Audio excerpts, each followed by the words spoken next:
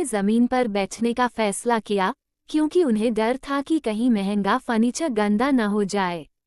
तान्या की एंट्री। कुछ समय बाद तान्या भारी कढ़ाई वाले रेशमी कपड़े पहनकर हॉल में आई।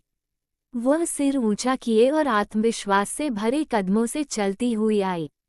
उसने सोफे पर आराम से बैठते हुए गरीब परिवार को देखा, जो जमीन पर बैठे हुए थे। तान्या की उपस्थिति इतनी प्रभावशाली थी कि पूरा हॉल उसकी खूबसूरती और रौब से भर गया। तान्या ने तीखी नजरों से परिवार को देखा और बिना किसी संकोच के पूछा, तुम लोग यहाँ क्यों जमीन पर बैठे हो? क्या फर्नीचर पर बैठने की हिम्मत नहीं हुई? रामलाल ने झिझकते हुए कहा, हमने सोचा कि कहीं आपके फर्नीचर को नुकसान न हो। तान्या ने हल्का सा हंसते हुए व्यंग्य भरे लहजे में कहा, सही सोचा, वैसे भी ये फर्नीचर तुम्हारे जैसे लोगों के लिए नहीं है। इसके बाद तान्या ने उनके बारे में सवाल पूछने शुरू किए।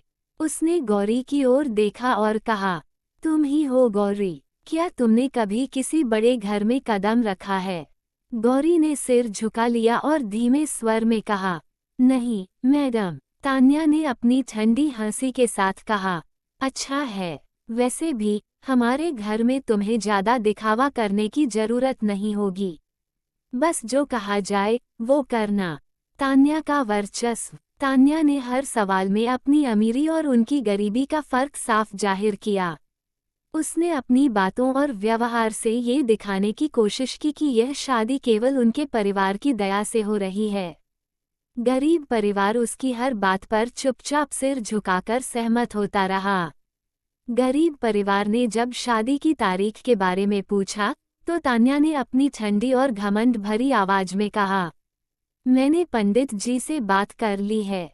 उन्होंने बताया कि अगले रविवार का दिन बहुत शुभ है। रामलाल ने झिझकते हुए कहा, मैडम, हमें क्या तैयारी करनी होगी? तान्या ने व्यंग्य भरे लहजे में जवाब दिया, तैयारी? तुम लोगों से हमें कुछ भी नहीं चाहिए।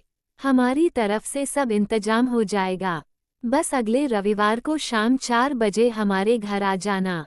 यहीं पर शादी होगी। और याद रखना, बिना किसी दिखावे या मेहमानों के।